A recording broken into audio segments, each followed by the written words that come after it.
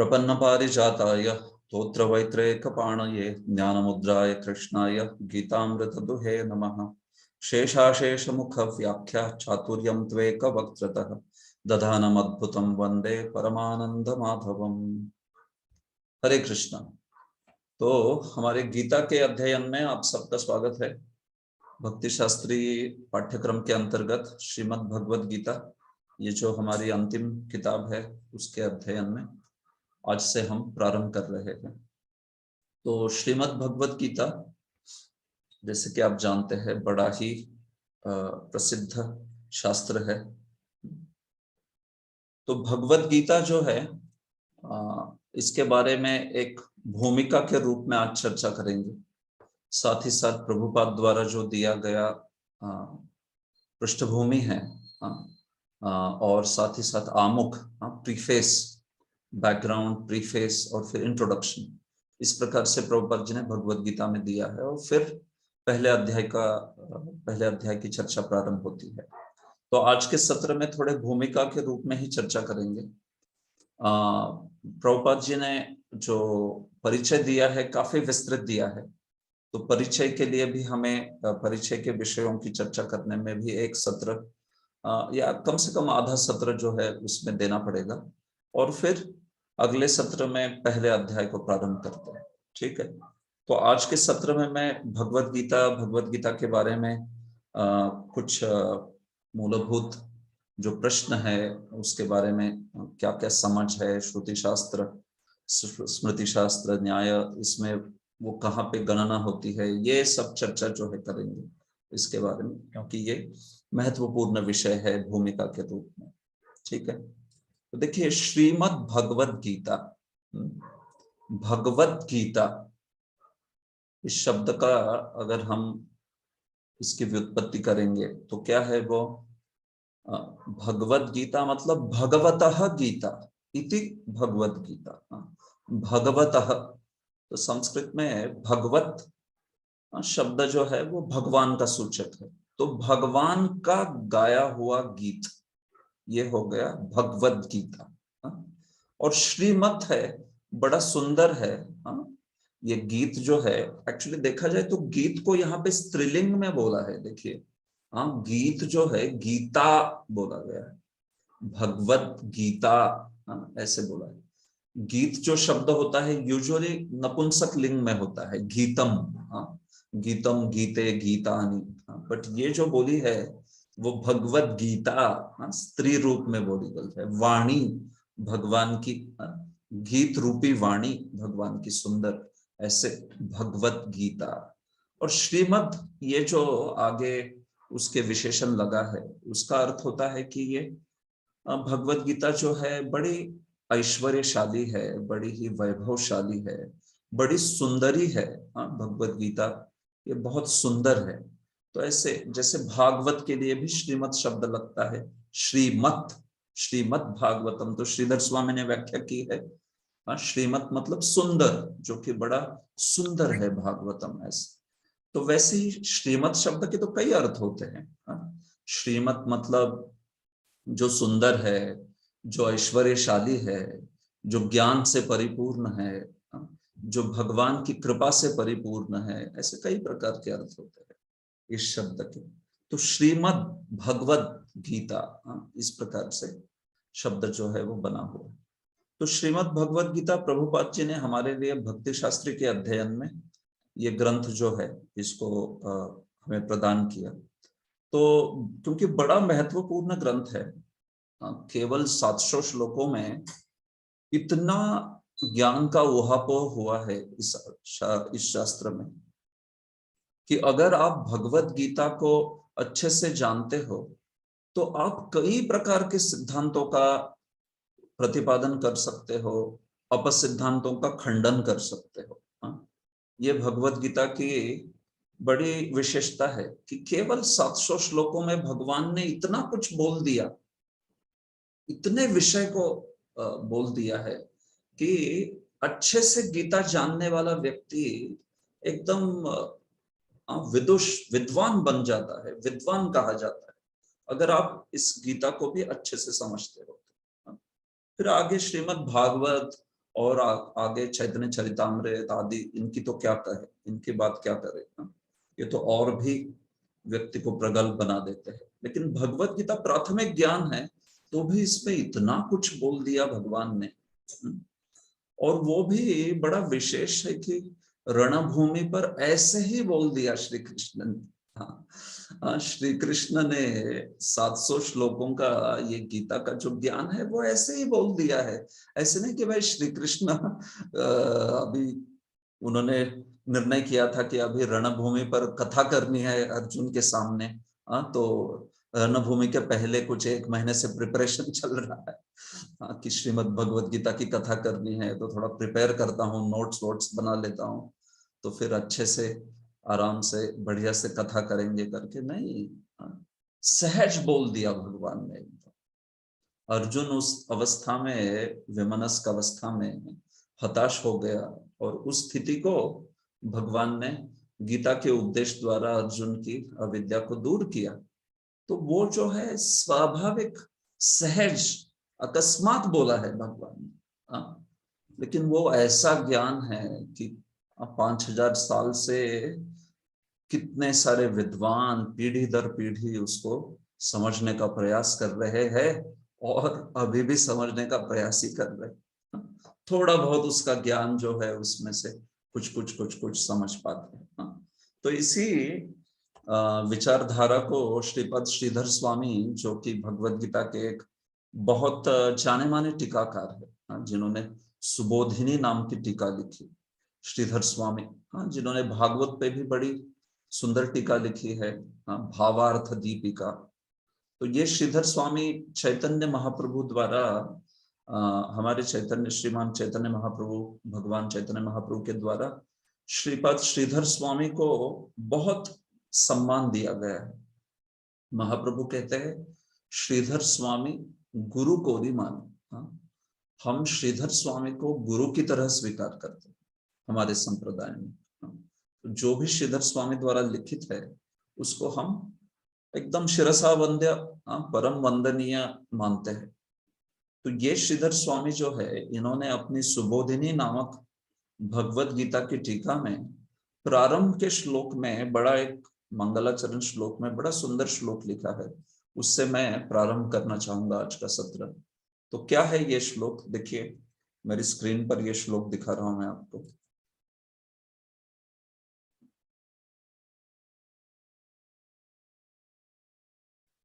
देखिए, ये श्रीधर स्वामी की टीका है। शेषाशेष मुख व्याख्या चातुर्यं त्वेक वक्त्रतः दधानम अद्भुतम वंदे परमानंद माधवम। तो कुसुमलता माता जी, आप यह अनुवाद पढ़ेगी यहाँ पर नीचे। हरे कृष्णा। श्री शेषनाग के द्वारा अपने अशेष मुखों से की जाने वाली व्याख्या के चातुर्य को जो एक मुख से ही धारण करते हैं, उन अद्भुत परमानंद भगवान माधव श्री कृष्ण की मैं वंदना करता हूँ। ठीक है, धन्यवाद। उन अद्भुत परमानंद स्वरूप भगवान माधव श्री कृष्ण की मैं वंदना, ठीक है, वंदना करता हूँ। देखिए, तो ये श्रीधर स्वामी का श्लोक है, मंगलाचरण। वंदे परमानंद माधवम, अहम वंदे, मैं वंदन करता हूँ किसको? परमानंद माधव।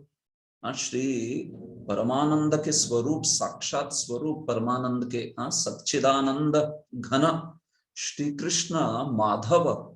माधव शब्द का क्या अर्थ होता है? माया धव इति माधव, जो माँ के धव है। माँ कहते हैं देवी लक्ष्मी को, और धव कहते हैं पति को। धव मतलब पति, इसलिए विधवा, विधवा मतलब जिसका विगतः पति, यस्याः सा विधवा, जिसका पति चला गया है वो विधवा। तो धव, धव मतलब पति। माधव, माँ मतलब लक्ष्मी, जो लक्ष्मीपति है श्री कृष्ण। तो ऐसे श्री कृष्ण को जो परमानंद स्वरूप है, सच्चिदानंद घन है, अहम वंदे, मैं उनका वंदन करता हूं।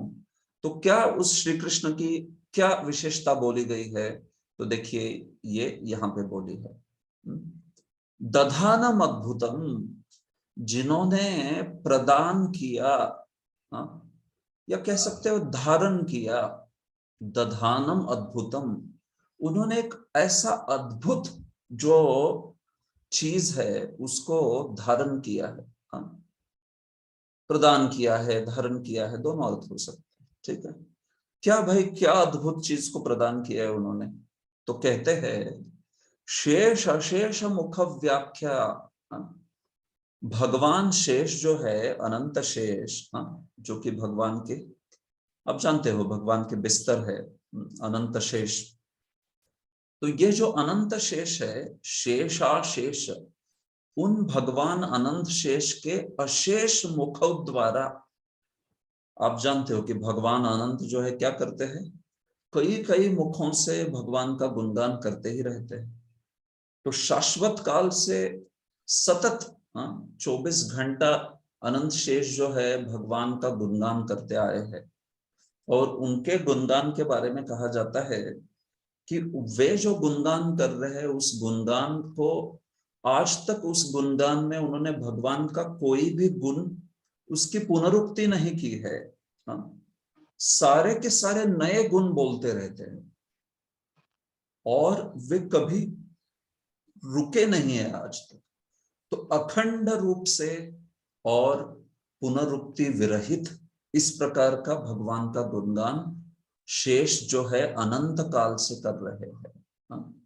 अनंत काल से अनंत गुणों का अखंडित रूप से प्रवाह भगवान शेष के मुख से आ रहा है। तो ऐसे भगवान शेष के अशेष मुखों द्वारा निकलने वाला जो व्याख्या चातुर्य है, हाँ, जो भगवान के संबंधी ज्ञान का चातुर्य है, वो तो अशेष मुखों द्वारा बोल रहे हैं, लेकिन ऐसे भगवान शेष के अशेष मुख द्वारा बोला गया चातुर्य, उस चातुर्य से भी ज्यादा जिन्होंने एक मुख से बोल दिया, ऐसे श्री कृष्ण को मैं वंदन करता हूं। चातुर्यम तू एक वक्त्रतः, एक मुख से बोल दिया। भाई शेष तो अनंत मुखों से बोल रहे, लेकिन केवल एक मुख से ऐसा चातुर्य बोल दिया कि उसमें हजारों अर्थ है, उसमें एक एक पद की कितनी सारी व्याख्याएं हो सकती है।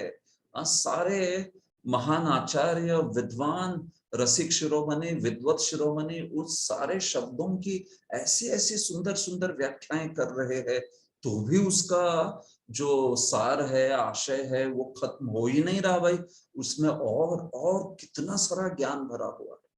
तो इसीलिए उन परमानंद माधव को मैं प्रणाम करता हूं, जिन्होंने कुरुक्षेत्र की भूमि में, कहां पर ये एक वक्त्रतः, एक मुख से कहां पर ऐसा चातुर्य बोला? तो वो बोल रहे गीता के प्रवक्ता के रूप में, गीता के जो मूल आदि वक्ता श्री कृष्ण, उन रूप में श्री भगवान ने ऐसा चातुर्य बोल दिया कि जो शेष के अशेष मुखों द्वारा की जाने वाली व्याख्या के चातुर्य से भी बढ़कर है। ऐसे अद्भुत हमारे श्री कृष्ण हैं, ऐसे अद्भुत परमानंद माधव है, उनको मैं वंदन करता हूं। तो इतना सुंदर श्लोक जो है, देखिए श्रीधर स्वामी ने अपने टीका के प्रारंभ में लिखा है। तो प्रारंभ में भी मैंने जब मंगलाचरण में यही 2 श्लोक बोले थे, ये श्लोक और अन्य एक दूसरा श्लोक जो मैं कहूंगा। तो शेषाशेष मुख व्याख्या चातुर्यम त्वेक वक्त्रतः दधानम अद्भुतम वंदे परमानंद माधवम। तो ऐसी ये जो भगवत गीता है, इतने चातुर्य से, इतने ज्ञान से परिपूर्ण है ना। आप भगवत गीता भी सिर्फ अच्छे से समझ लेते हो ना, उसको भी गहराई से समझते हो, मैं बता रहा हूं आपको कि बड़े प्रगल्भता से आप प्रचार कर पाओगे, दार्शनिक प्रश्नों का उत्तर बहुत सहजता से दे पाओगे, अगर आप भगवत गीता को बड़े अच्छे से समझते हो, याद रखते हो, उसको। तो ये बात, तो इस प्रकार से ये श्रीधर स्वामी जी को हम प्रणाम करते हैं, और उनकी कृपा से हम भी इस भगवान के व्याख्या चातुर्य का थोड़े बहुत तुषार जो है हमारे ऊपर भी गिरे, ऐसे उनसे प्रार्थना करते हैं। अन्य एक श्लोक जो है मैं आप लोगों के सामने कहना चाहूंगा, वो भी बड़ा सुंदर श्लोक है। तो ये 2 श्लोक से आज के सत्र को प्रारंभ करने का मेरा विचार था। तो देखिए, ये दूसरा श्लोक जो है ये भी बड़ा प्रसिद्ध श्लोक है। इस श्लोक को देखते हैं।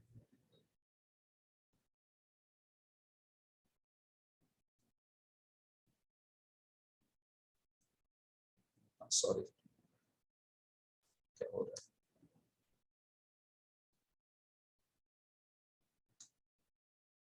ठीक है, देखिए ये श्लोक आप देख पा रहे। हाँ, प्रपन्न पारिजाताय तोत्र वैत्रैक पाणगे ज्ञान मुद्राय कृष्णाय गीतामृत दुहे नमः। तो इस श्लोक को भी देखते। देखिए, ये श्लोक कुछ लोग कहते हैं कि ये श्रीपाद शंकराचार्य ने लिखा अपने गीता ध्यानम में, या ज्यादातर लोग कहते हैं कि ये श्लोक श्रीपाद मधुसूदन सरस्वती नाम के एक आचार्य हुए, उन्होंने लिखा। श्रीपाद मधुसूदन सरस्वती एक अद्वैत संप्रदाय के बड़े आचार्य थे, लेकिन जीवन के अंतकाल में उनको वृंदावन में श्री कृष्ण का दर्शन हुआ और वे फिर श्री कृष्ण के बहुत महान भक्त हुए। तो उन्होंने गीता ध्यानम लिखा है, उसके बड़े प्रसिद्ध श्लोक है, वो गाए जाते हैं सर्वत्र गीता के पाठ के पहले। तो उसमें ये श्लोक है, प्रपन्न पारिजाताय। तो प्रभुपाद जी अपने जो किताब है साइंस ऑफ सेल्फ रियलाइजेशन, आत्म साक्षात्कार का विज्ञान, उस किताब में इस श्लोक के अंग्रेजी अनुवाद को लिखे हैं। वो कहते हैं कि श्रीपाद शंकराचार्य ने इस श्लोक को लिखा है और इसी अर्थ के अंग्रेजी, वहां पे प्रभुपाद जी ने संस्कृत कोट नहीं किया है, लेकिन अंग्रेजी जो अनुवाद दिया है वो इसी श्लोक का अनुवाद माना जाता है। ठीक है, साइंस ऑफ सेल्फ रियलाइजेशन। ठीक है, तो जो भी बात है, ये बड़ा प्रसिद्ध श्लोक है गीता के प्रवक्ता श्री कृष्ण के गुणगान में। प्रपन्न पारिजाताय, प्रपन्न पारिजाताय तोत्र वैत्रैक पाणगे ज्ञान मुद्राय कृष्णाय गीतामृत दुहे नमः। नमः, मेरा नमस्कार है। किसको नमस्कार है? तो वो श्री कृष्ण के बारे में ये बाकी सारे शब्द उनका वर्णन करते हैं। तो वो श्री कृष्ण जो प्रपन्न पारिजाताय, जो प्रपन्न पारिजात है, जो उनके प्रपन्नार्थी है, जो उनके उन श्री कृष्ण के शरणार्थी है, उनके लिए पारिजात की तरह जो कार्य करते हैं। तो पारिजात किसको कहते हैं? देखिए, पारिजात कहते हैं कल्प वृक्ष को। तो प्रपन्नार्थियों के लिए, शरणार्थियों के लिए जो साक्षात कल्प वृक्ष के समान है, ऐसे श्री कृष्ण को मैं नमन करता हूं। तोत्र वैत्रैक पाणगे, इस शब्द का अर्थ देखिए क्या है, तोत्र वैत्रैक पाणगे। तो हरे कृष्णा, स्वयं को म्यूट कर रखिए कृपया। तोत्र वैत्रैक पाणगे, तो कहा जा रहा है कि श्री कृष्ण के एक हाथ में जो घोड़े हैं, देखिए धारापति गौर प्रभु जी म्यूट कीजिए खुद को। ठीक है। तो श्री कृष्ण की पार्थ सारथी के रूप में, जो पार्थ सारथी श्री कृष्ण अर्जुन के जो सखा है, उनके रूप में उनका गुणगान हो रहा है इस श्लोक में। तो कहा है तोत्र वैत्रैक पाणगे। तो क्या अर्थ है इसका? श्री कृष्ण जिन्होंने अपने एक पाणी में, पाणी किसको कहते हैं? हाथ को, तो अपने एक हाथ में उन्होंने क्या धारण किया है? तोत्र वैत्र धारण किया है। तो तोत्र वैत्र कहते हैं किसको? जो घोड़ों को भगाने के लिए जो चाबुक होता है ना, छड़ी होती है ना, उसको कहते हैं तोत्र वैत्र। बेत की छड़ी कह सकते हैं, चाबुक होता है वो। तो एक हाथ में भगवान के, आप जानते हो पार्थसारथी के रूप में भीष्म देव भी प्रार्थना करते हैं, है कि नहीं? सुंदर पार्थसारथी के रूप में कि भाई जो भगवान त्रिभुवन कमनम तमाल वर्णम ऐसे करके बड़ी सुंदर प्रार्थनाएं की है भागवत के 9वें स्कंद, तो भागवत के पहले स्कंद में 9वें अध्याय, सॉरी। तो तोत्र वैत्रैक पाण, ये अपने एक पाणी में, एक हाथ में जिन्होंने बेत की छड़ी या कह सकते हो चाबुक, घोड़ों को भगाने के लिए, थोड़ा तेज गति से लेके जाने के लिए वो धारण किया है। और दूसरे हाथ में ज्ञान मुद्रा, या ज्ञान मुद्रा आप जानते हो कैसी होती, तो ये होती है ज्ञान मुद्रा।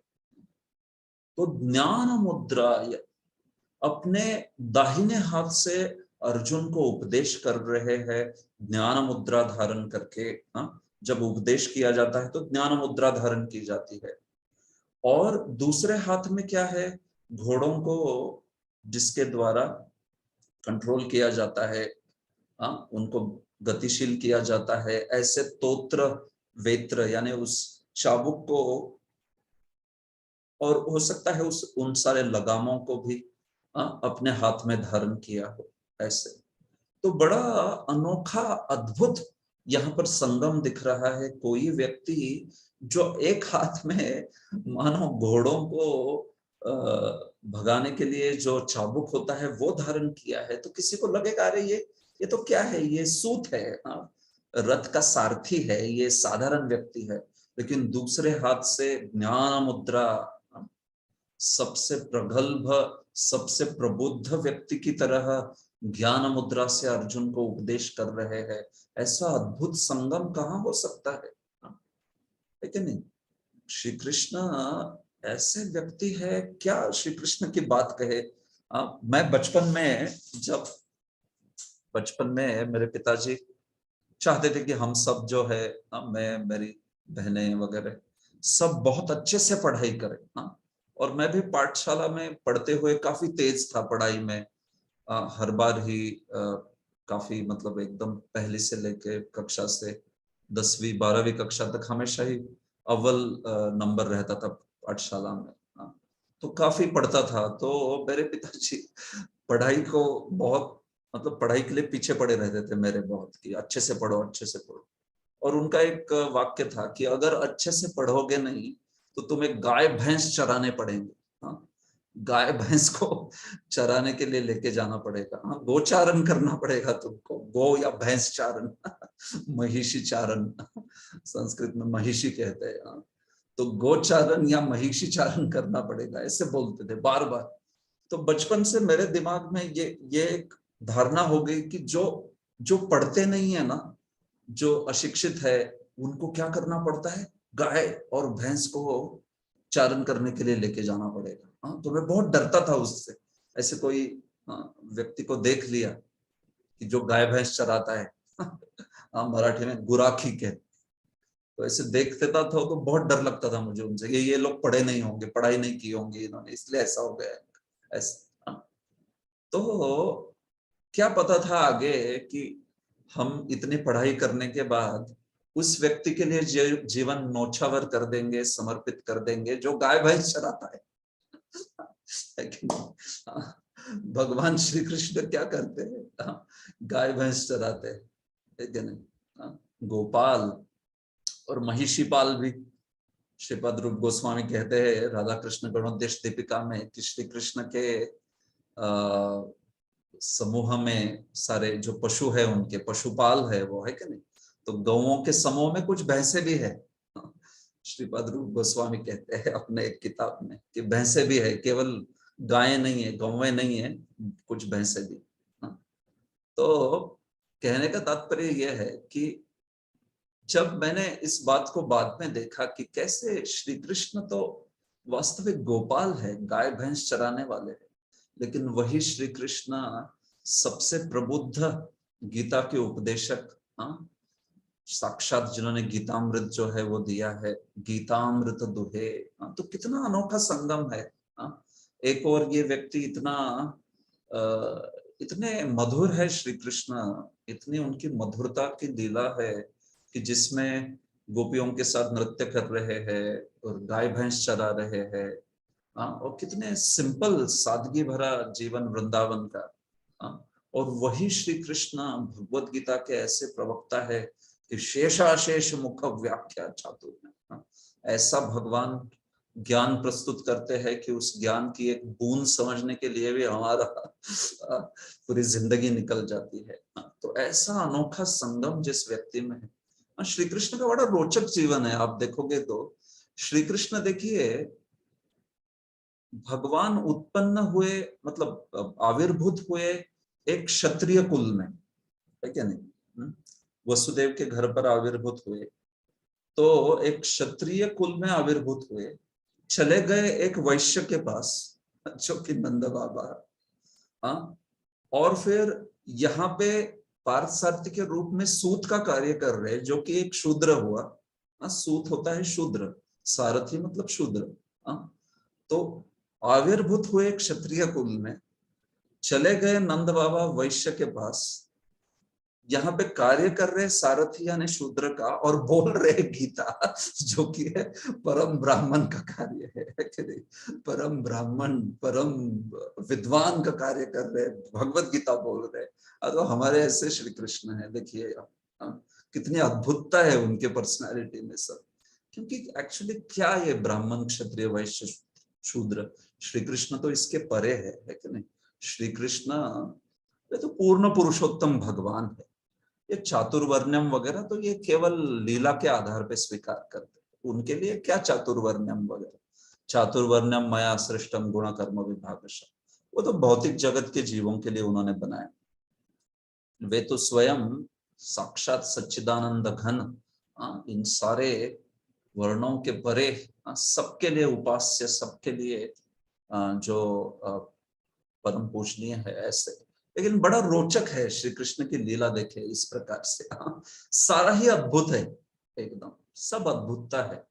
तो इसलिए श्री कृष्ण की लीला ने कई पीढ़ियों से, कितने सारे सदियों से हर एक को बहुत ही हम लोग जानते हैं कि ये श्री कृष्ण की लीला इतनी रोचक है कि कितने सारे कवि, कितने सारे लेखक, कितने सारे कथावाचक, कितने लोगों को श्री कृष्ण जो है उनके चरित्र से, उनकी जीवनी से, उनके भगवत्ता से, उनकी मधुरता से कितनी प्रेरणा जो है वो मिलती है कि नहीं? कई प्रकार के कवियों की, लेखकों की जिंदगी बन गई श्री कृष्ण के बारे में लिख के। कभी कभी तो श्री कृष्ण के बारे में नकारात्मक लिख के लेखकों की जिंदगी बन गई।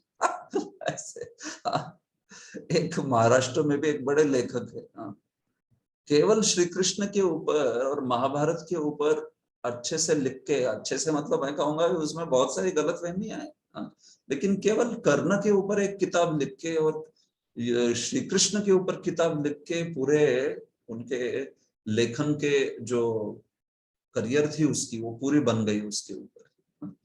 तो ऐसे कई लोग, केवल ऐसे एक उदाहरण नहीं, कितने प्रकार से। तो कहने का तात्पर्य कि श्री कृष्ण बड़ा ही रोचक भगवान है, पूर्ण पुरुषोत्तम भगवान। उनकी मधुरिमा जो है ना, एक और घोड़ों को चलाने वाला वो सारथी जो है, घोड़ों को, रथ को चलाने वाला, घोड़ों को देखने वाला वो, हुम हुम ऐसे, विश्वनाथ चक्रवर्ती बताते हैं रथ चलाते थे भगवान, तो ऐसे करते थे, या कभी ऐसे आवाज निकालते। तो विश्वनाथ चक्रवर्ती बताते हैं अपने टीका में कि भगवान कैसे आवाज निकालते थे जब रथ को चलाना है वगैरह ऐसे। तो ऐसे वो भगवान एक और उन सारे तोत्र वेत्र को धारण किए, और दूसरी ओर ज्ञान मुद्रा, सबसे प्रबुद्ध, ज्ञान के सिंधु श्री कृष्ण। क्या अनोखा कॉम्बिनेशन। तो मधुसूदन सरस्वती कह रहे या श्रीपाद शंकराचार्य कह रहे, ऐसे उस श्री कृष्ण को मैं नमन करता हूँ। कृष्णाय नमः, गीतामृत दुहे नमः। जो गीतामृत का दोहन कर रहे, गीता रूपी अमृत का दोहन कर रहे। सर्वोपनिषदो गावो दुग्धा गोपाल नंदन, पार्थो वत्स सुधीर भोक्ता, दुग्धम गीतामृतम महत। गीता महात्म्य भी प्रभुपाद जी ने उद्धृत किया है गीता के प्रारंभ में। सर्वोपनिषदों गावः, सारे उपनिषदों को अगर आप एक गाय मानते हो, तो उस गाय का सबसे प्रमुख, गाय से क्या उपलब्धि है? गौ से सबसे प्रमुख उपलब्धि है दूध, है कि नहीं? तो उस दूध को प्राप्त करने के लिए एक कुशल निष्णात दोग्धा की जरूरत है। कौन है वो दोग्धा? गोपाल नंदन। तो हमारे गोपाल जो है श्री कृष्ण जो है, तो वे जो है इस प्रकार से एक दोग्धा है, दोहने वाले है।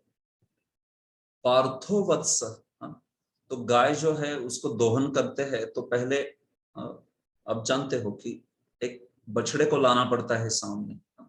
तो वो पार्थ जो है वो एक बछड़ा है मानो। तो बछड़े को देने के बाद दूध तो बहुत सारा बच भी जाता है गाय का, है कि नहीं? बछड़ा जो है उसके लिए गाय दूध देती है, लेकिन तो भी बहुत सारा दूध रहता है जो कि अन्यों के लिए होता है, मनुष्यों के लिए होता है। कभी कभी कुछ कुछ वीगन्स आदि वो बोलते रहते हैं कि अरे ये क्या, गाय का दूध केवल बछड़े के लिए होता है। नहीं, लेकिन इसके ऊपर तो प्रॉपर रिसर्च हुआ है कि कैसे गाय का दूध जो है बछड़े को छोड़ के भी बहुत ज्यादा मात्रा में दूध होता है और जो अन्यों के लिए, समाज के लिए उपयुक्त होता है। तो पार्थो वत्स शंकराचार्य कहते हैं, गीता महात्मा कहता है, सॉरी, पार्थो वत्स सुधी भोक्ता, जो बुद्धिमान ग्रहण करने वाले हैं, जो बुद्धिमान गीता के श्रवण करने वाले श्रोता है, उनको कहते हैं वे क्या है, वो उस दुग्ध को पान कर रहे हैं।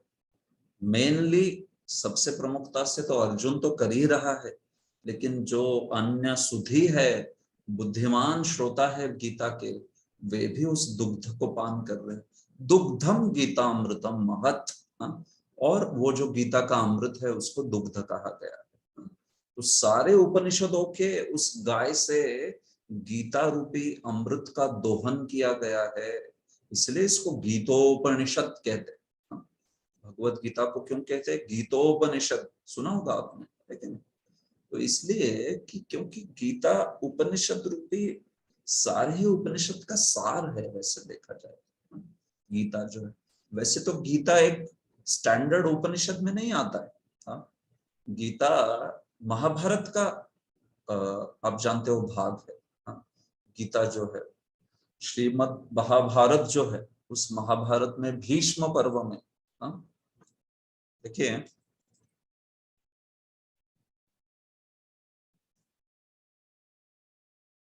महाभारत जो है, मेरी स्क्रीन में देखिए, तो महाभारत में भीष्म पर्व,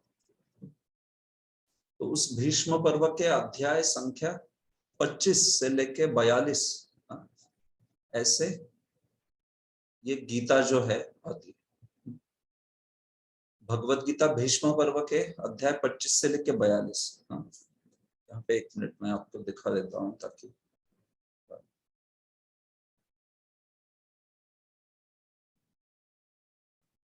कभी कभी हमें पता नहीं रहता भाई गीता कहाँ से है करके, तो इसलिए पक्का बता दे रहा हूँ।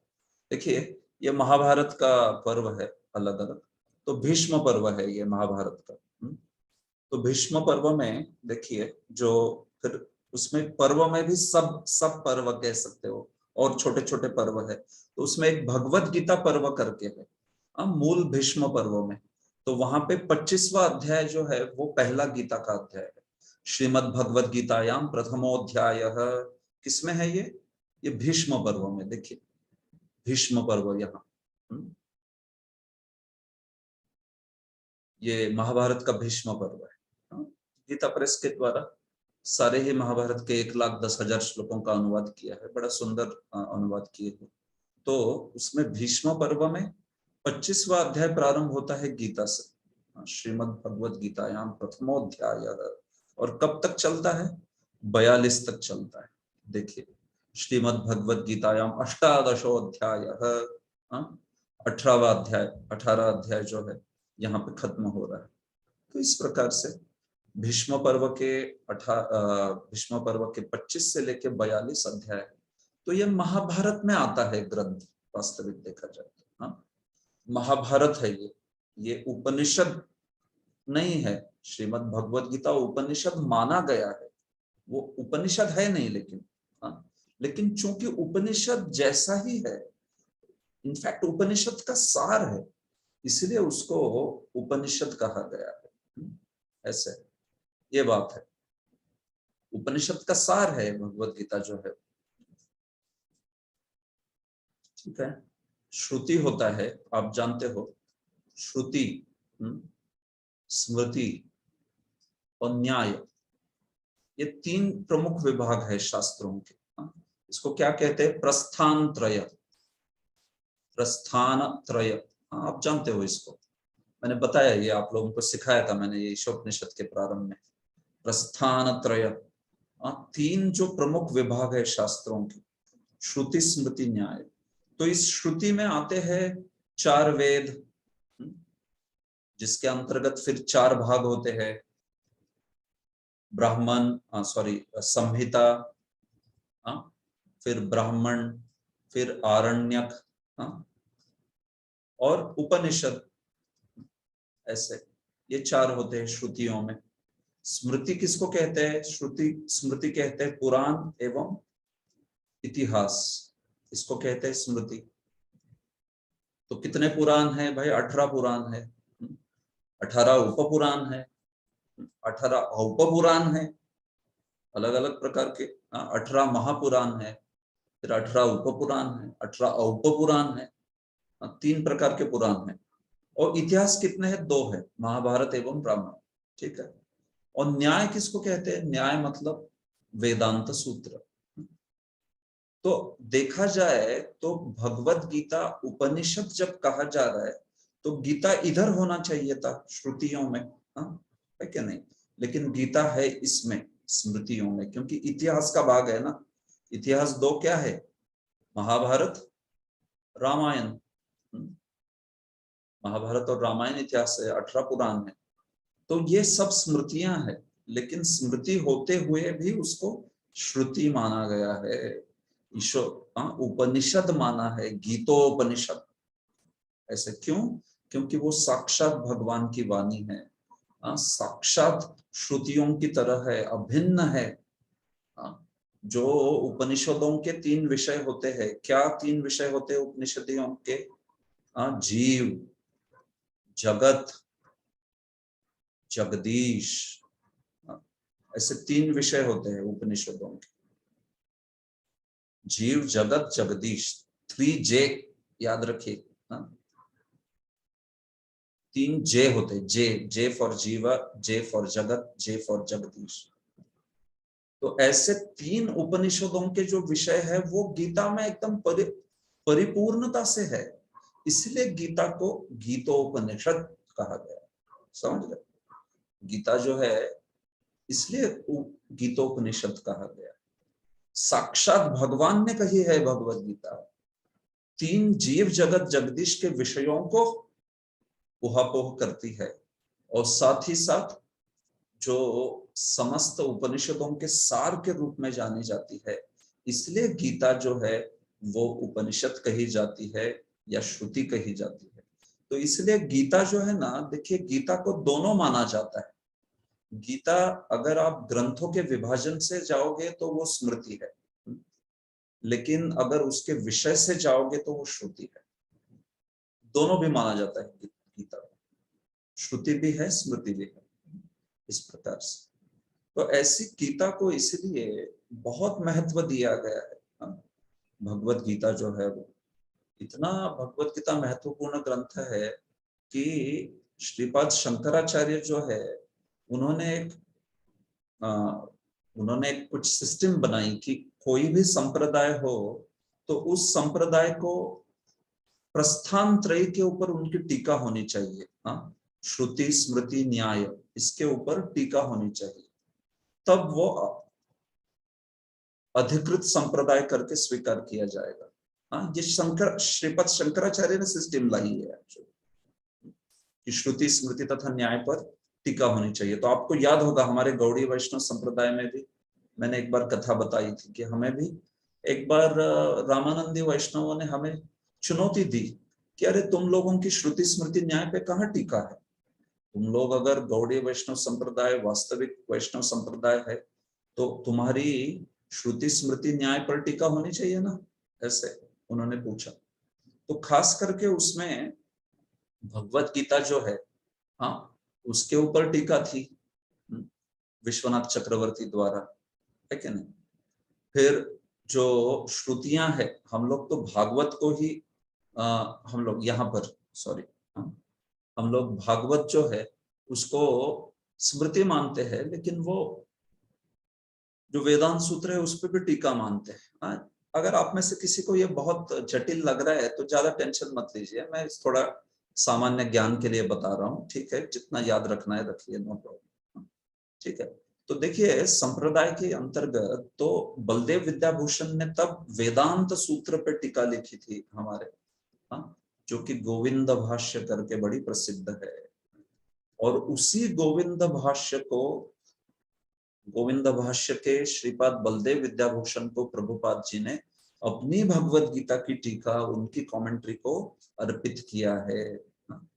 आप देखेंगे, है कि नहीं, आपने देखा होगा गोविंद भाष्य, इस सुंदर वेदांत सूत्र पर टीका लिखने वाले बलदेव विद्याभूषण को समर्पित, ऐसे प्रभुपाद लिखते हैं।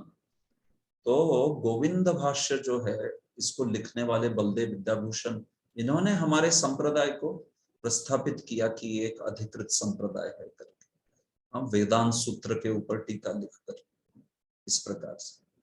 तो उसी बलदेव विद्याभूषण की टीका, मतलब भगवत गीता की टीका जो है, उस भगवत गीता की टीका को, जिसको गीता भूषण कहते हैं, उस गीता भूषण टीका के आधार पे प्रभुपाद जी ने अपनी भगवत गीता टीका लिखी है। देखिए ये सब मैं क्यों बता रहा हूँ, आपको पता हो कि प्रभुपाद जी की टीका जो है वो किसके आधार पर लिखी गई है।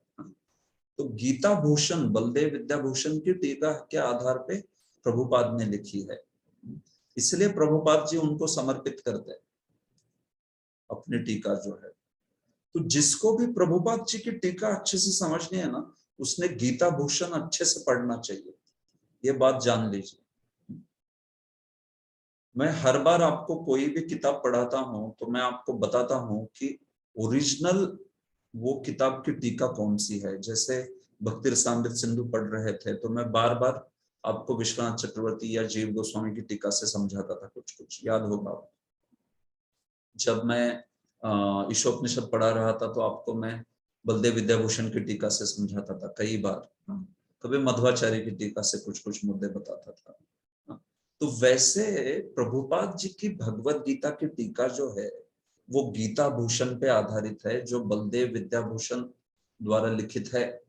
तो इसलिए आप गीता भूषण के आधार पे प्रभुपाद जी टीका पढ़ेंगे ना, बहुत अच्छे से समझेगी आपको प्रभुपाद जी की गीता।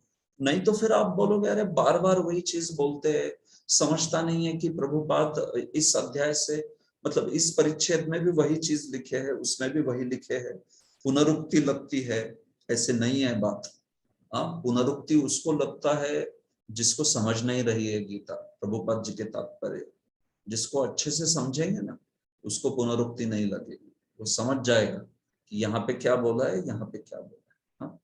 तो इसलिए आप में से जो भी गीता को गहराई से समझना चाहते हैं, उसके प्रवाह को समझना चाहते हैं, प्रभुपाद कहाँ से किस आधार पे लिखे हैं ये जानना चाहते हैं, तो जानिए कि श्रीपाद बलदेव विद्याभूषण कृत गीता भूषण टीका को आपने साथ में संदर्भ ग्रंथ करके पढ़ना चाहिए। तो इसका अनुवाद हुआ है अंग्रेजी में, श्रीपाद भानुस्वामी महाराज जी ने किया है, श्रीला भानुस्वामी महाराज जी ने। तो जो भी अंग्रेजी पढ़ सकते हैं वो पढ़िए, इसको लेके इस अध्याय में, इस टीका के अध्ययन में हम लोग उसका उपयोग करेंगे। हालांकि मैं तो आपको समझाऊंगा ही हिंदी में, जो जो भी कुछ सिद्धांत है उनको मैं अच्छे से समझाऊंगा गीता भूषण के आधार पे, और फिर ये भी दिखा दूंगा कि कैसे प्रभुपाद जी जो है इन सारे सिद्धांतों को समझा रहे हैं। तो ठीक है, तो मेरा मुद्दा ये बताने का था कि कैसे गीता इसलिए श्रुति भी है और स्मृति भी है। इस बात को आप समझे। गीता को उपनिषद क्यों कहा जाता है ये भी मैंने बताया, गीतोपनिषद करके ये बात है। तो अभी कुछ किसी का प्रश्न है तो मैं लेता हूं, उसके बाद मैं कुछ गीता के विषय के बारे में चर्चा करूंगा और फिर आज के लिए रुकते हैं। लेकिन अब तक मैंने जो बोला उसके ऊपर किसी को कुछ प्रश्न है तो अभी आप पूछ सकते हैं। हरे कृष्ण। हरे कृष्ण प्रभु। गीता भूषण के ऊपर हिंदी में कोई अच्छा ट्रांसलेशन अवेलेबल है क्या प्रभु? नहीं प्रभु, गीता भूषण पे हिंदी में अनुवाद नहीं है किसी का। गीता भूषण पर केवल अंग्रेजी में अनुवाद किया है भानु महाराज ने, और मूल संस्कृत तो है। तो हिंदी में जहां तक मैंने देखा है हिंदी में नहीं है। श्रीपाद विश्वनाथ चक्रवर्ती की हिंदी भाषा में एक अनुवाद की आवृत्ति है, लेकिन बलदेव विद्याभूषण के गीता भूषण का कोई अनुवाद हिंदी में उपलब्ध नहीं। ठीक है, ठीक है प्रभु। ओके, निखिल प्रभु।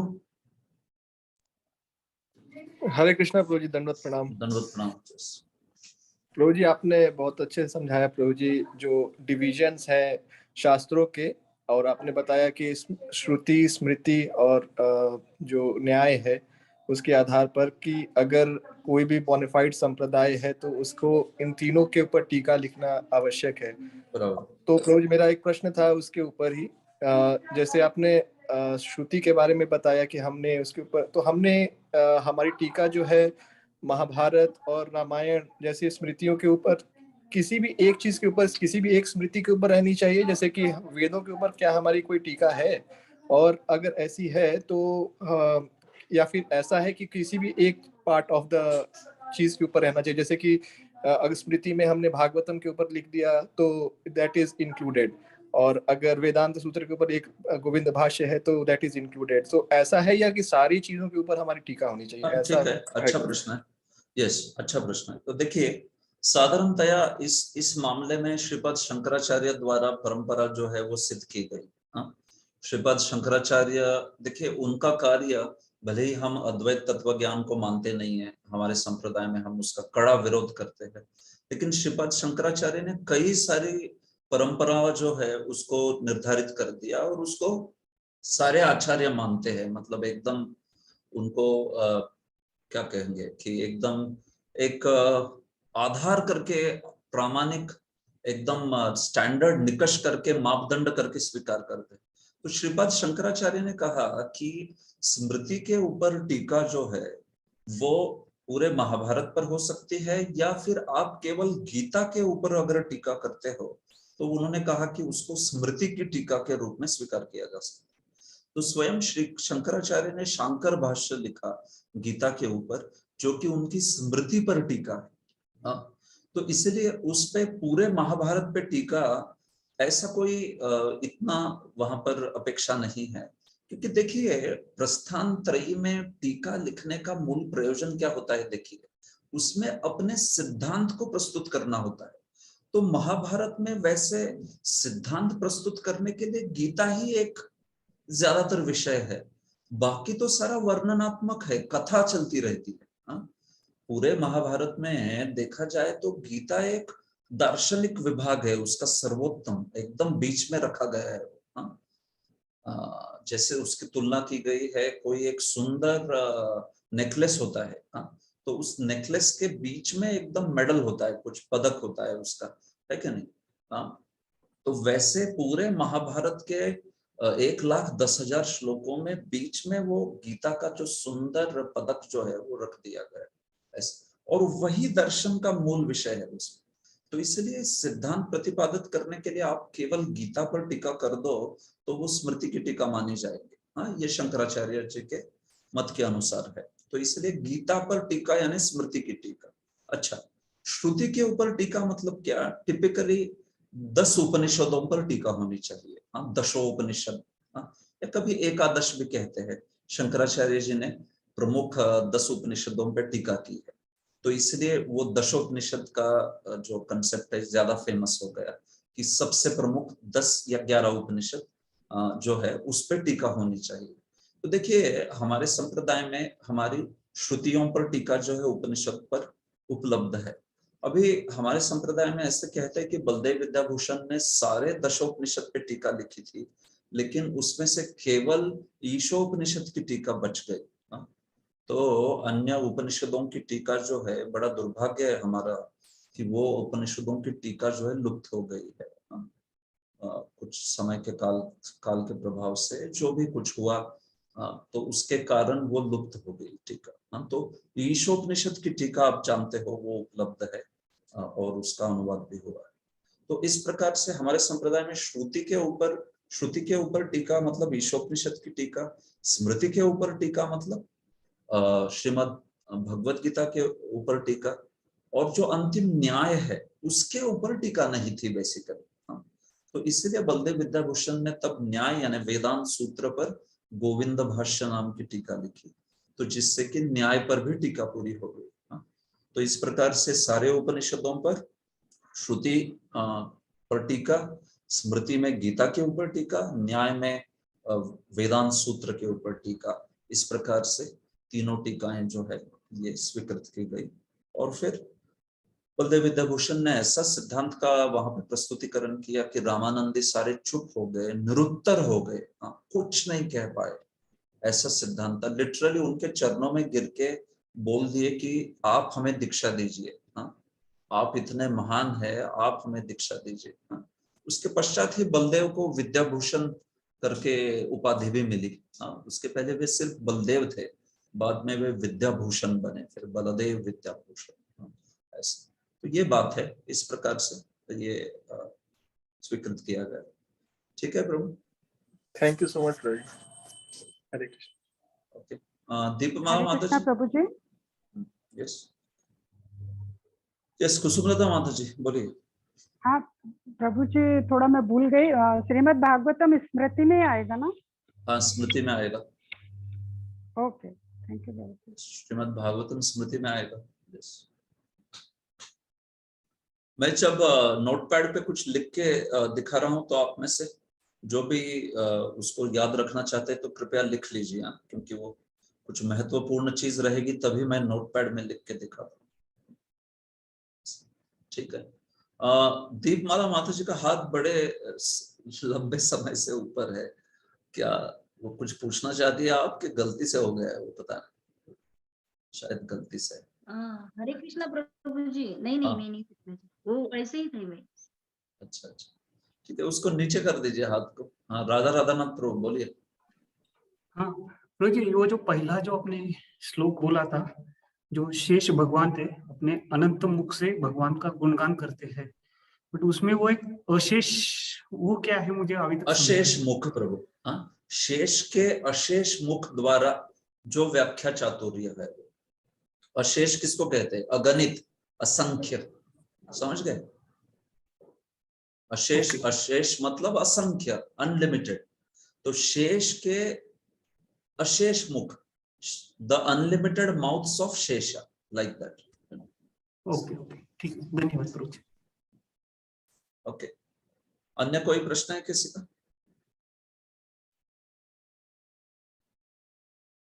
ठीक है, तो आगे बढ़ते हैं फिर।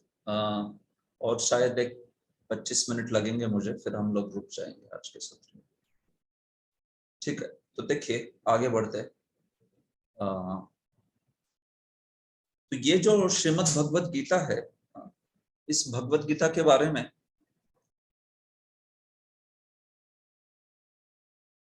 कुछ चीजें बताना चाहूंगा जो आपकी जानकारी के लिए जरूरी है।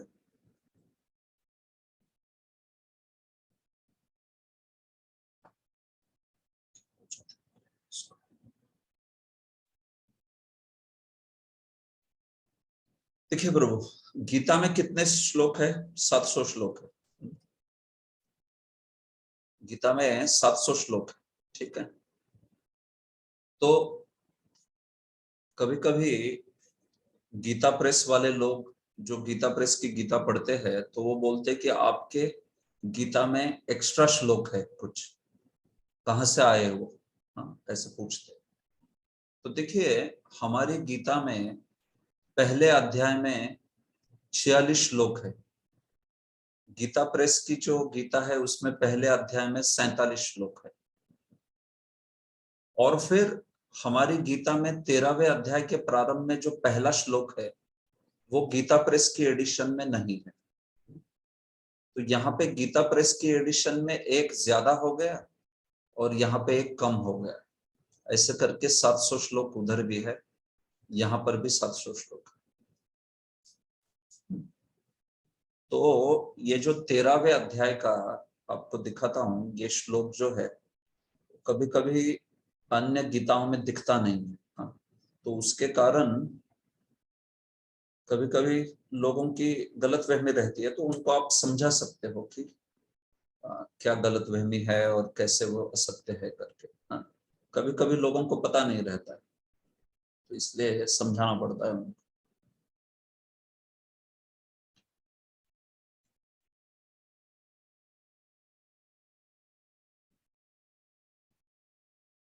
देखिए, ये 13वां अध्याय है गीता का, ठीक है। ये जो अध्याय है 13वां अध्याय, ठीक है, क्षेत्र क्षेत्रज्ञ योग। हाँ, तो इसमें ये जो पहला श्लोक है ना, ये श्लोक गीता प्रेस के एडिशन में नहीं है।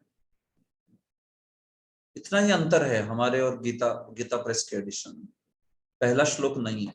हाँ, तो ये जो पहला श्लोक गीता प्रेस की एडिशन में नहीं है करके कई बार प्रभुपाद जी की गीता के ऊपर लोग आरोप लगाते हैं कि अरे इसमें कुछ अलग श्लोक है, इसमें कुछ ज्यादा श्लोक है। बस इस श्लोक को छोड़ के और कुछ ज्यादा नहीं है। 700 श्लोक है प्रभुपाद जी की गीता में भी, गीता प्रेस में भी 700 ही। तो आप बोलो कि ये श्लोक आया कहां से फिर? हाँ, तो देखिए गीता जो है उसमें हमारे जो आचार्य है बलदेव विद्याभूषण विश्वनाथ चक्रवर्ती, तो उन्होंने जिस गीता पे टीका की है ना, उसमें ये श्लोक दिखाई पड़ता है। हाँ, प्राचीन गीता की प्रतियों में ये श्लोक दिखाई पड़ता है। तो इसलिए इस श्लोक को बलदेव विद्याभूषण विश्वनाथ चक्रवर्ती आदि ने टीका की है, और इसलिए प्रभुपाद जी के भी टीका में ये आया श्लोक ऐसे। अभी ये श्लोक श्रीपाद शंकराचार्य की टीका में नहीं है, या फिर ये श्लोक श्रीपाद रामानुजाचार्य की टीका में नहीं है, तो इसके कारण गीता प्रेस में ये श्लोक दिखाई नहीं पड़ता। तो इस प्रकार से 13वें अध्याय में एक श्लोक कम हो गया गीता प्रेस के एडिशन में, लेकिन वही जो पहला अध्याय है, उस पहले अध्याय में अगर आप देखोगे तो हमारे गीता में 46 श्लोक है, पहले अध्याय में 46, लेकिन इन श्लोकों को गीता प्रेस की एडिशन में इस प्रकार से विभाजित कर दिया है कि उनके इसमें 47 है, तो एक एक्स्ट्रा हो गया। श्लोक कुछ एक्स्ट्रा नहीं है, विभाजन ऐसा हो गया है कि जिससे 47 श्लोक हो जाते हैं। तो यहाँ के 47 और 13वें अध्याय का एक कम, ऐसे करके बराबर 700 श्लोक हो जाते हैं दोनों भी एडिशन में। तो इसलिए अगर आपको कोई बुक डिस्ट्रीब्यूशन में या कुछ ऐसा बोलता है तो उसको समझाइए कि ऐसी बात नहीं है भाई कि इसमें कुछ अलग श्लोक है वगैरह। ये कुछ मूर्खता की धारणा जो है लोगों के बीच में बस गई है कई बार। और कभी कभी कुछ लोग ईर्ष्यालु होते हैं तो कुछ ऐसा बोल देते हैं, देखो ये इनके इसमें ऐसे पता नहीं कितने श्लोक एक्स्ट्रा आए होंगे, किसको भी मालूम नहीं, ऐसे बोलते हैं। लेकिन ऐसा कोई बात नहीं। और वैसे भी ये श्लोक जो है ना प्रभु, ये यहाँ पर केवल अर्जुन पूछते हैं कि मैं जानना चाहता हूँ प्रकृति क्या है, पुरुष क्या है, क्षेत्र क्या है, क्षेत्रज्ञ क्या है, ज्ञान क्या है और ज्ञेय क्या है। इस श्लोक में कोई सिद्धांत प्रस्तुत नहीं किया है, इस श्लोक में भगवान का उत्तर नहीं है, इस श्लोक से कुछ फर्क नहीं पड़ता है।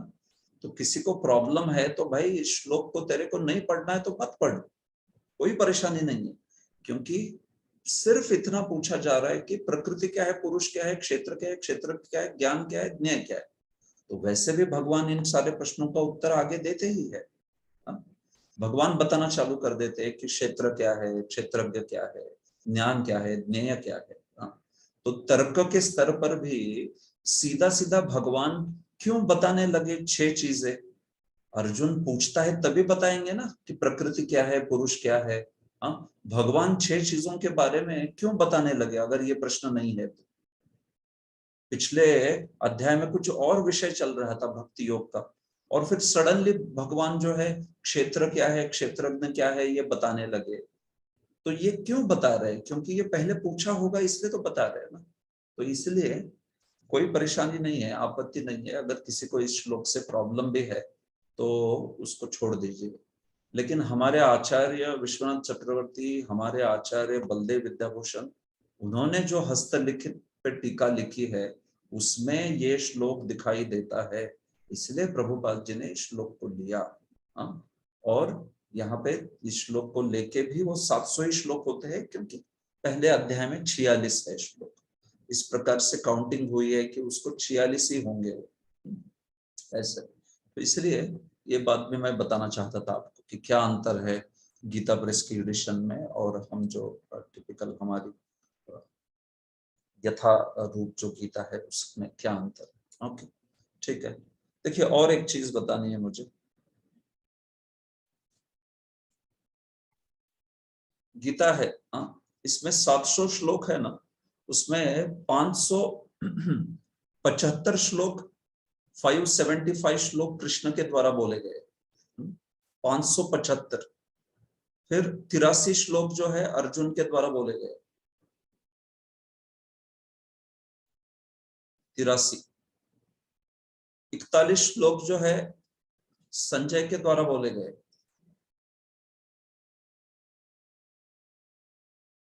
और 1 श्लोक जो है धृतराष्ट्र के द्वारा।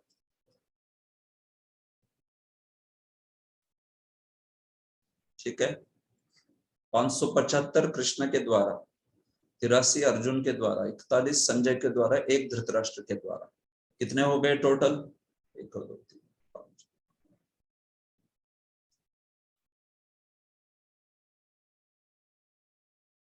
700।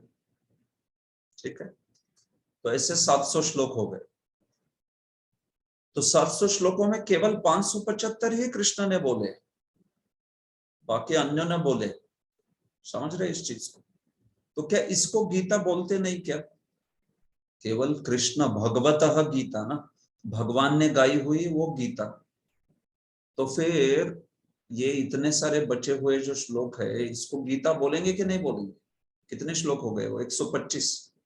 125 श्लोक है, क्या वो गीता कहलाएंगे? तो बिल्कुल कहलाएंगे। बलदेव विद्याभूषण ने इसको लवनाकर निपात न्याय कहा है। लवनाकर निपात न्याय, क्या अर्थ होता है उसका? लवनाकर निपात न्याय। लवण, लवण कहते हैं आप जानते हो, नमक, नमक, मीठ। लवण कहते हैं नमक को। लवण का आकर मतलब नमक की खांड, आकर मतलब खांड, mine, like you have gold mine, वैसे खांड, नमक की खांड जो होती।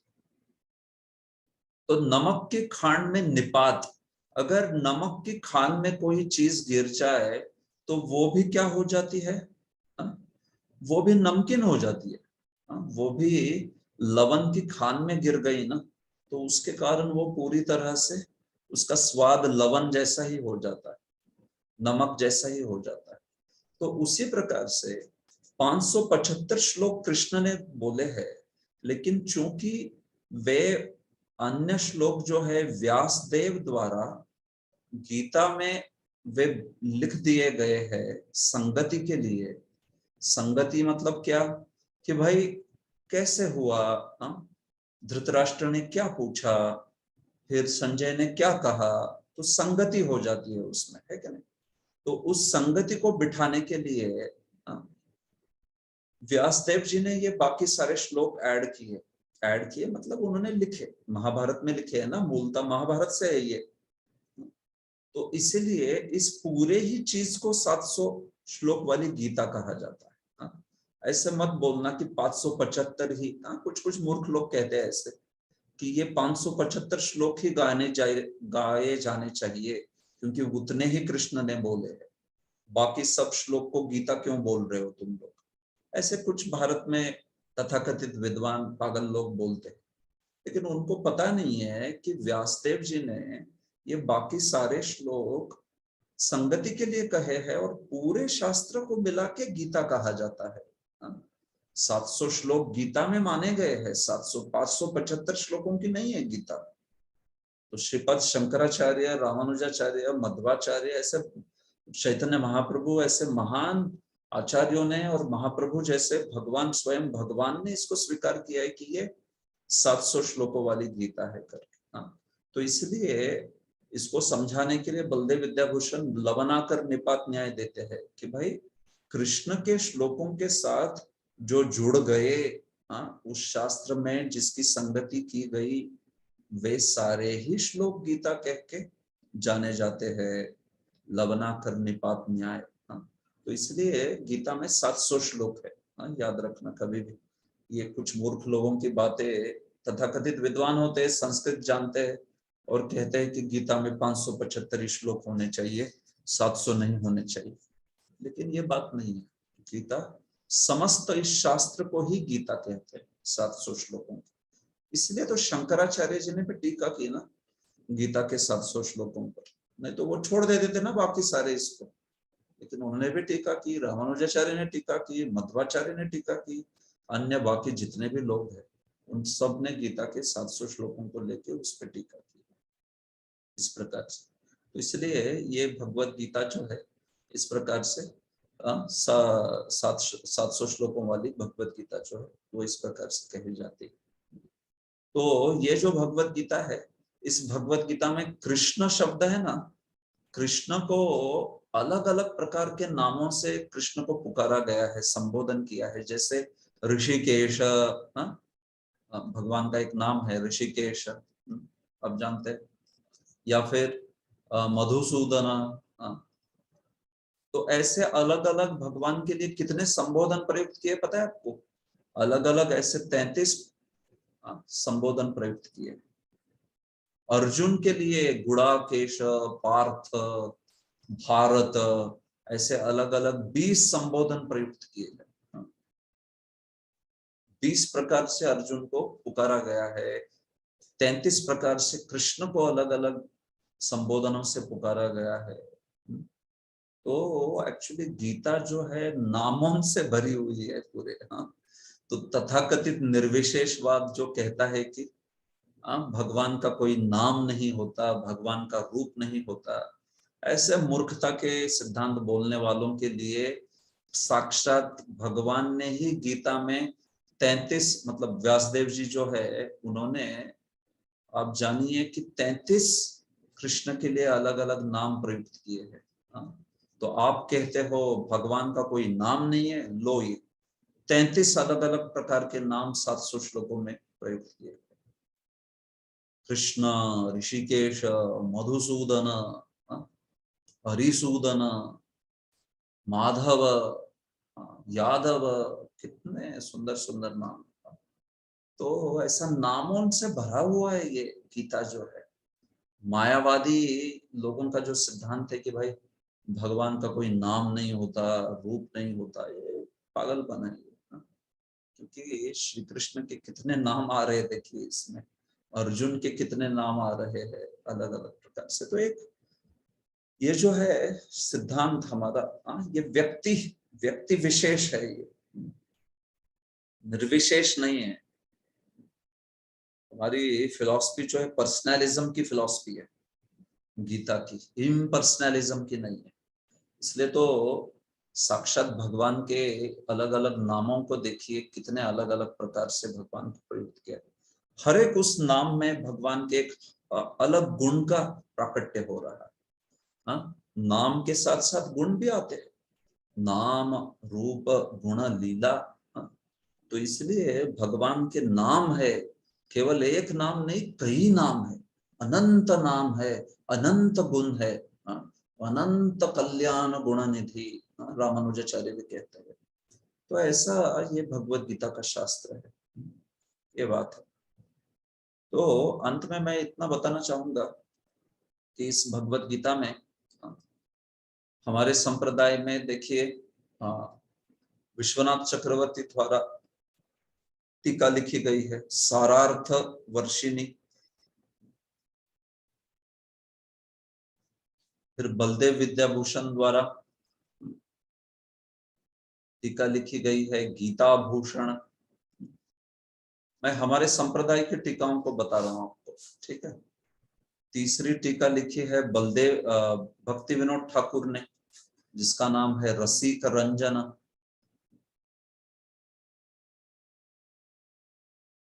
उन्होंने 2 टीका लिखी है एक्चुअली, रसिक रंजन और विद्वत रंजन।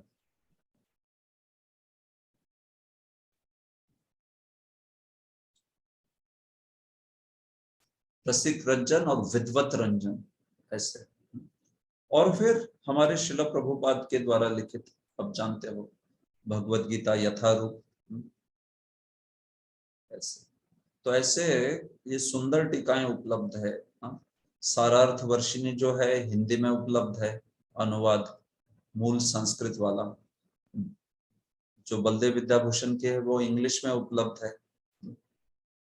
रसिक रंजन विद्वत रंजन जो है वो दोनों भी इंग्लिश में उपलब्ध है। मूल बांग्ला में लिखी थी जिसको इंग्लिश में अनुवाद किया गया। ठीक है, तो ये इतने टीकाएं हमारे संप्रदाय की गीता पर है। अर्थात इसको छोड़ के प्रसिद्ध टीकाएं हैं रामानुजाचार्य की टीका, मध्वाचार्य की टीका, श्रीधर स्वामी की टीका, ये सारी वैष्णव टीकाएं जो है उपलब्ध होती है, ये भी बात है। तो हम लोग ज्यादातर प्रभुपाद जी ने जिसके आधार पर लिखा उसी को लेके चलेंगे, जो है बलदेव विद्याभूषण की गीता भूषण टीका।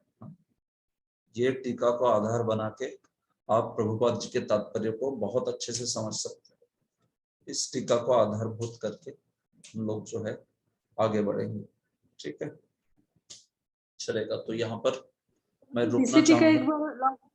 आज विश्वनाथ चक्रवर्ती ठाकुर, विश्वनाथ चक्रवर्ती ठाकुर सारार्थ वर्षिणी, बलदेव विद्याभूषण गीता भूषण, भक्ति विनोद ठाकुर रसिक रंजन विद्वत रंजन, और शिला प्रभुपाद की यथारूप जो है।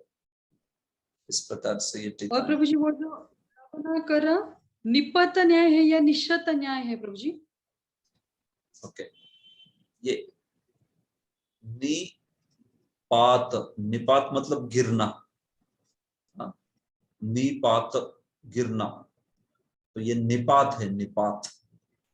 लवणाकर, कोई नमक की खान में कोई चीज गिर जाए, लवणाकर निपात, तो फिर वो भी लवण युक्त हो जाती है, ऐसा न्याय है। वो अलग अलग प्रकार के न्याय होते हैं, आपने सुना होगा।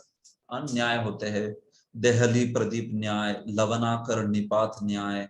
फिर प्रभुपाद जी बताते हैं जैसे काकतालीय न्याय, नग्न मात्र का न्याय, तंडुल वृश्चिक न्याय, ऐसे कई प्रकार के न्याय है जो शास्त्र का अध्ययन वगैरह करते हैं, आपने सुने होंगे। कई कई प्रकार के न्याय, प्रभुपाद जी भी बहुत अच्छे से न्याय जानते थे, काफी प्रकार, इसलिए अपने तात्पर्यों में कई बार उद्धृत करते रहते हैं इन न्यायों को। तो लवणाकर, लवन के आकर यानी खांड, निपात उसमें गिरना, लवन के खान में गिरने वाला न्याय, वो लवणाकर निपात न्याय। इस प्रकार से इसको समझ सकते हैं। ठीक है, तो ये कुछ चीजें जो है मैं आज के सत्र में भूमिका के रूप में बताना चाहता था। अगले सत्र से प्रभुपाद जी का आमुख और फिर परिचय और फिर पहले अध्याय को प्रारंभ करें। ठीक है, जी प्रश्न था। हाँ, यस माता जी। प्रभु जी, जैसे आपने बताया ये अलग अलग टीकाएं होती हैं, तो ये जो सारे आचार्य हैं वो भक्ति को फॉलो करते हैं ना, डिवोशन को। तो ये अलग अलग टीका लिखने का क्या तात्पर्य, मतलब उनके कुछ एग्जाम्पल्स अलग होते हैं किसी तत्व को समझाने के लिए, या इन सबके तत्व में भी भेद होता है? ठीक है, तो देखिए अलग अलग टीका क्यों लिखी जाती है, जबकि वही संप्रदाय के आचार्य हैं। ठीक है, मानिए अलग अलग संप्रदाय में होते तो भी समझ सकते हैं कि थोड़ा सा संप्रदाय के अनुसार अलग हो सकता है, लेकिन एक ही संप्रदाय में भी। तो देखिए इसमें मूलभूत सिद्धांत ये है कि जब श्री कृष्ण या कोई महान व्यक्ति जैसे व्यासदेव, जो भी भगवान नारायण के ही अवतार है, तो ये व्यक्ति जब शास्त्र के वचन कहते हैं तो इसमें एक अर्थ नहीं है। ये बात मूलभूत सिद्धांत है। इसमें कई अर्थ होते हैं, अलग अलग अर्थ होते हैं, नानार्थ एकदम। तो इन सारे अलग अलग अर्थों को भगवान जो है अलग अलग आचार्यों के माध्यम से प्रकाशित कर देते हैं। तो भगवान जब बोलते हैं तो उस वाणी को सहस्त्रणी, सहस्त्र गिरा, ऐसे कहते हैं कि सैकड़ों हजारों अर्थ होते हैं उसमें। तो वो अर्थ कैसे समझेंगे हमें? तो वो भगवान अलग अलग आचार्यों को एम्पावर करते हैं, जिसके द्वारा अलग अलग आचार्य उस सिद्धांतों को समझाते हैं। हाँ, तो तत्व बदलता नहीं है। तत्व मतलब क्या? देखिए, तत्व मतलब सिंपल चीज है, भक्त, भक्ति एवं भगवान, इसका शाश्वतता, इसको कहते हैं तत्व। तो कोई भी वैष्णव आचार्य इस तत्व में गलती नहीं करेगा। भक्त शाश्वत है, भक्ति शाश्वत है, भगवान शाश्वत है। जहां पे इसमें से कोई भी तत्व को अशाश्वत बोल दिया तो वो वैष्णव सिद्धांत नहीं होगा। इनमें से तीनों में से कोई चीज अशाश्वत बोलना, जैसे भक्ति अशाश्वत है, हाँ, केवल साधन काल में भक्ति करना और साध्य काल में नहीं, ये हो गया मायावाद सिद्धांत। हाँ, भक्ति को अशाश्वत मानते हैं हम लोग, भक्ति को भी नित्य मानते हैं, भक्त को भी नित्य मानते हैं और भगवान को भी नित्य मानते हैं। तो ये सिद्धांत सेंट्रल है, ये सब मानेंगे। अभी उस श्लोक के ऊपर अलग अलग आचार्य जो है उनको भगवान अलग अलग प्रकार से प्रेरणा देते हैं, जिससे कि उसके अर्थ को वो अच्छे से गहराई से बता पाते हैं, समझा पाते हैं, उसके अलग अलग अलग पहलू बता पाते हैं। हाँ, ऐसे कभी ऐसा भी होता है, देखिए, कि आचार्य का रस कौन सा है। मानिए वात्सल्य रस का आचार्य है, कोई माधुर्य रस का आचार्य है, तो वही श्लोक को भगवान उसके रस के अनुसार, आचार्य के रस के अनुसार अलग अर्थ प्रकाशित कर देते हैं।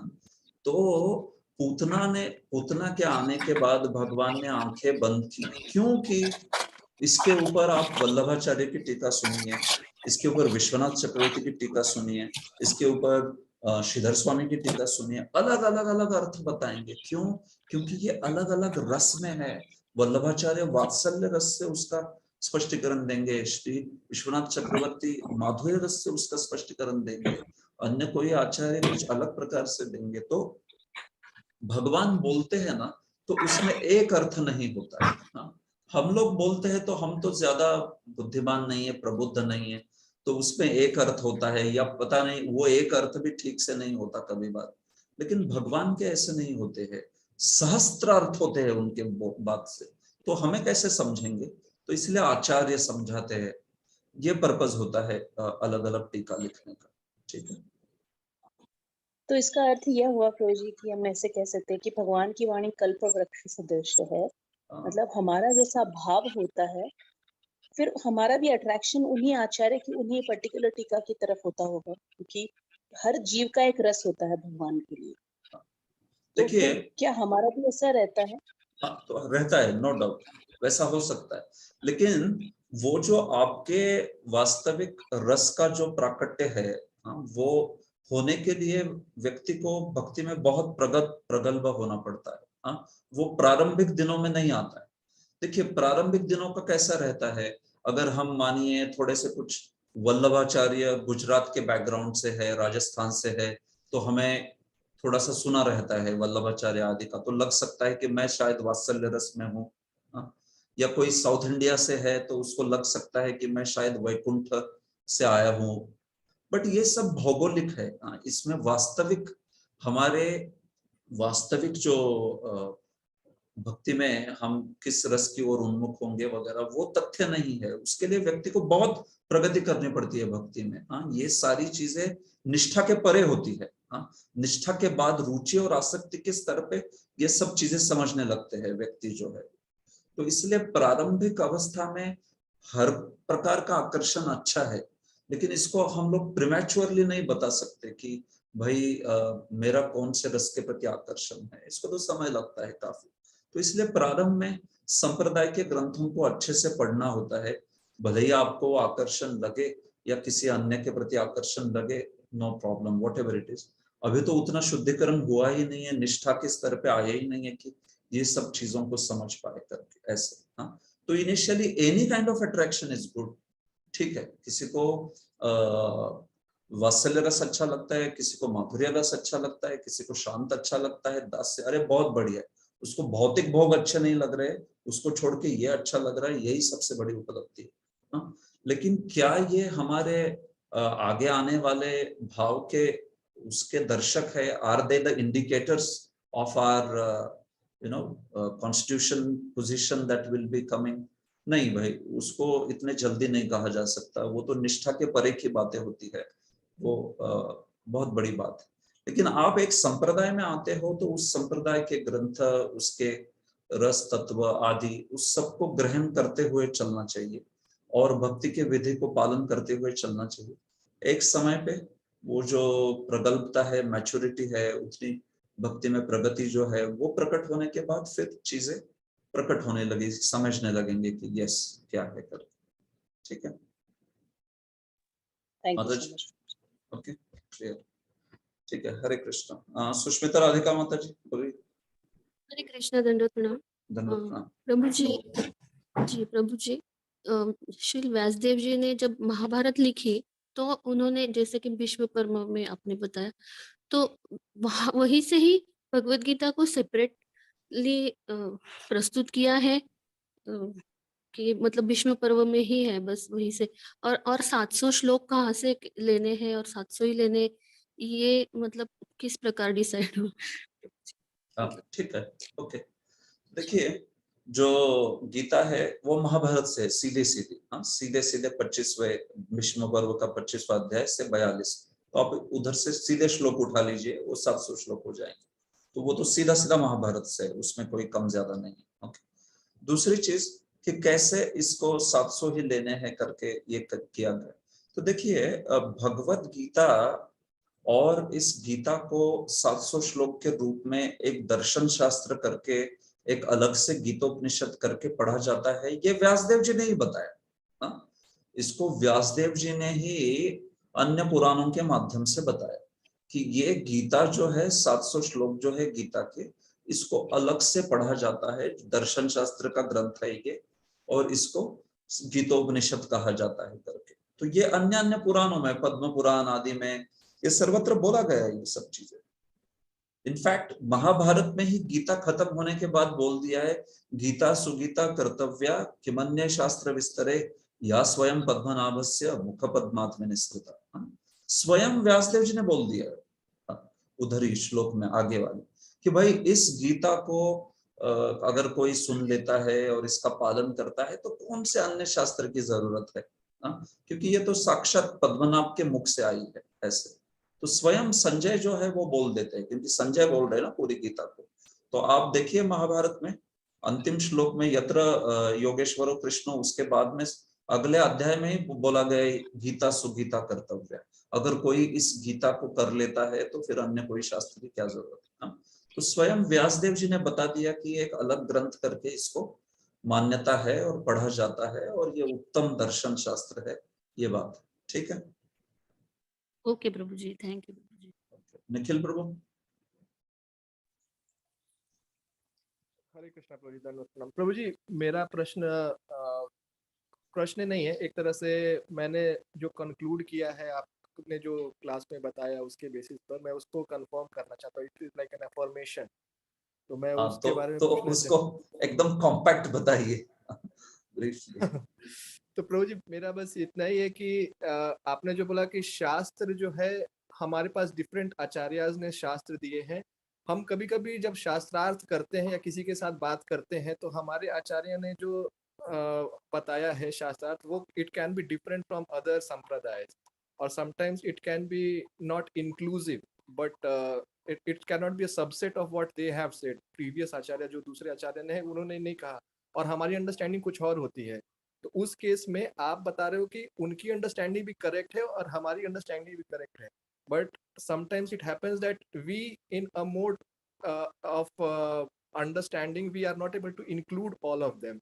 तो is it the right way to understand कि हाँ, उनकी अंडरस्टैंडिंग भी सही है पर हमारी अंडरस्टैंडिंग जो है वो इस वे से हम लोग को लेनी चाहिए और हमें इसी का पालन करना चाहिए? या फिर ऐसा है कि जो अभी है, जैसे आप बोल रहे हो कि द्वैतवाद है, अद्वैतवाद है, हमारा अचिंत्य भेदाभेद है फिलॉसफी, तो इसमें although it is looking conflicting, बहुत सारी चीजें कॉन्फ्लिक्टिंग भी हो सकती हैं, लेकिन एट द सेम टाइम हम जो प्रपोज कर रहे हैं उसको हम हमेशा ज्यादा इम्फेसिस देते हैं या इंपॉर्टेंस दिखाते हैं कि हाँ, दिस इज मोर प्रोफाउंड और दिस इज मोर लॉजिकल।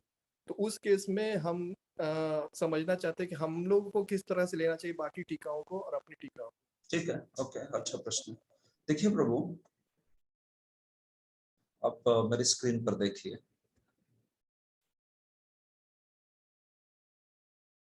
देखिए, दो चीजें होती है, सिद्धांत विरोध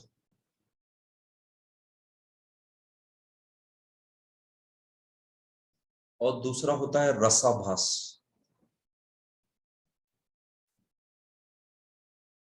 तो जब भी आप शास्त्र सुनते हो ना, तो ये दो दोष नहीं होने चाहिए, ये दोष है। दीज आर दोषास, these are the faults.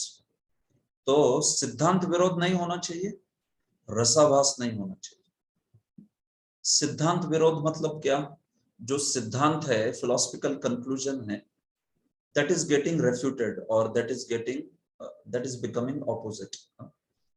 You are talking something, bringing out a premise which is opposite to siddhanta.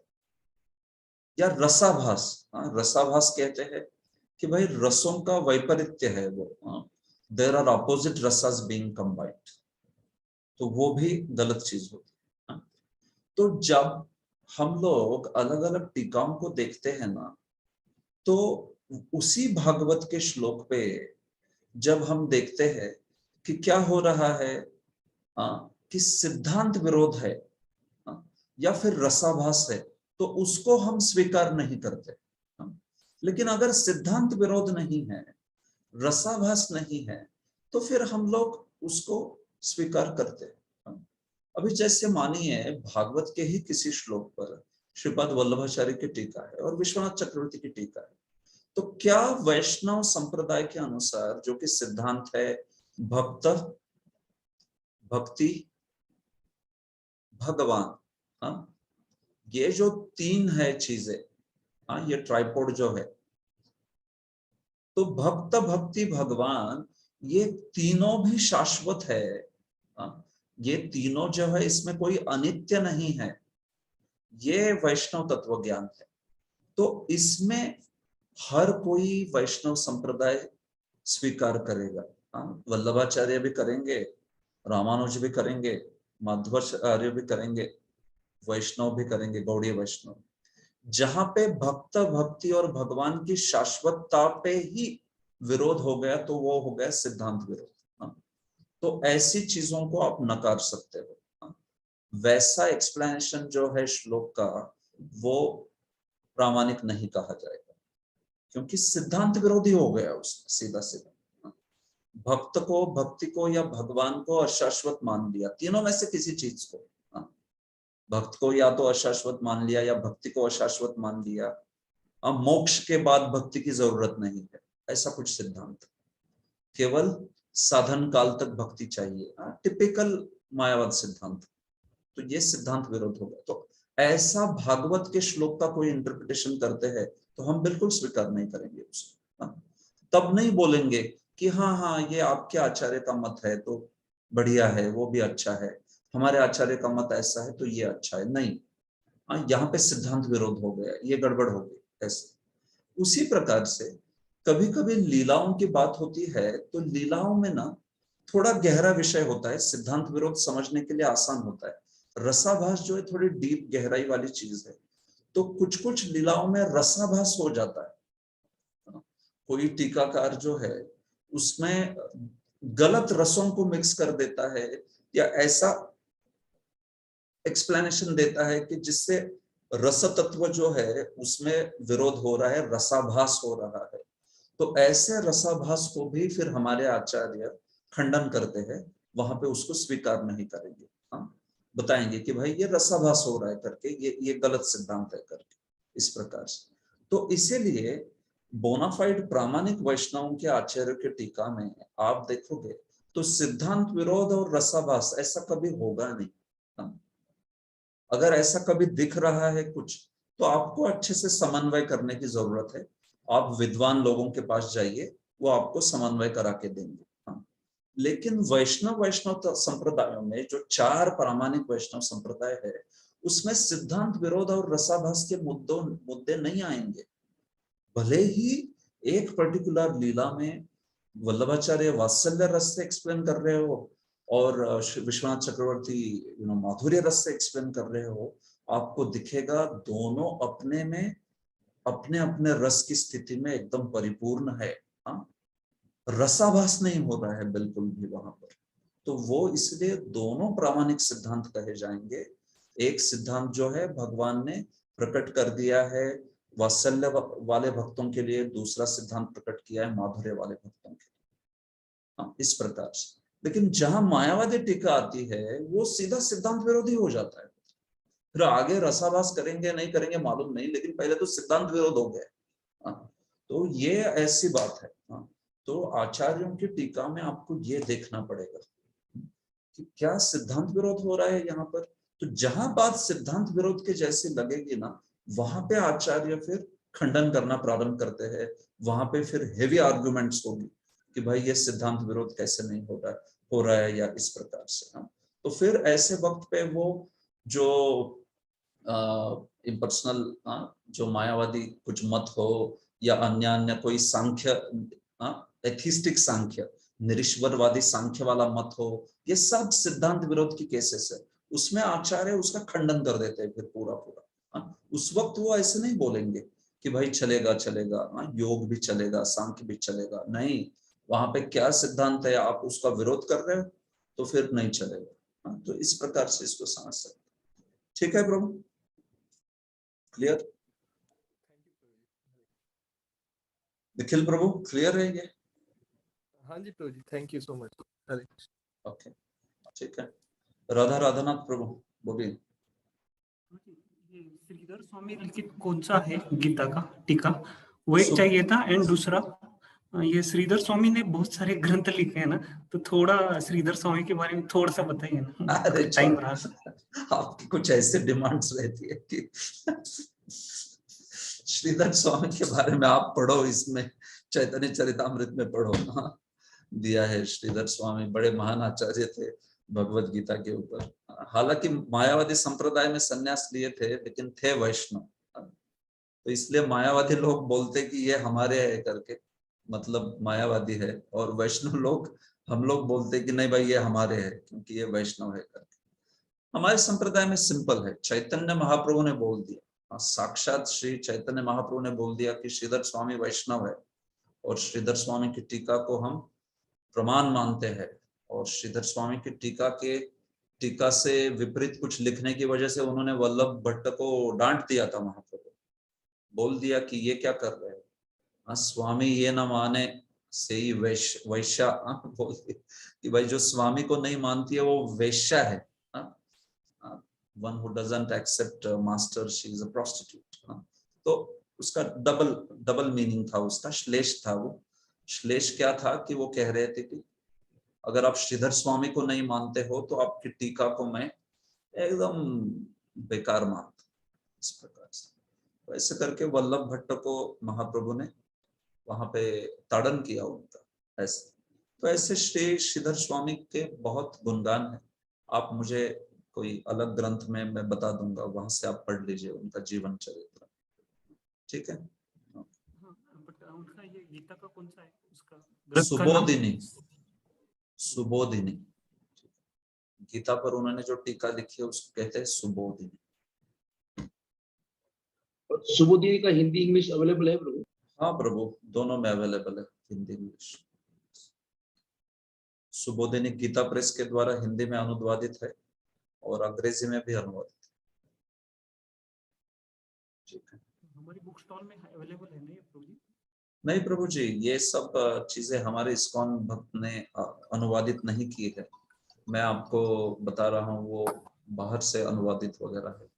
तो मेन तो आप बलदेव विद्याभूषण और प्रभुपाद पढ़िए, बाकी ये सब जो है पढ़ना है तो पढ़ सकते हो, बट ज्यादा उसमें मत जाइए, क्योंकि हमें पहले प्रभुपाद जी के अनुवाद और बलदेव विद्याभूषण की टीका को अच्छे से समझना चाहिए, फिर आप अन्य टीकाएं जो है वो पढ़ सकते हो, ठीक है।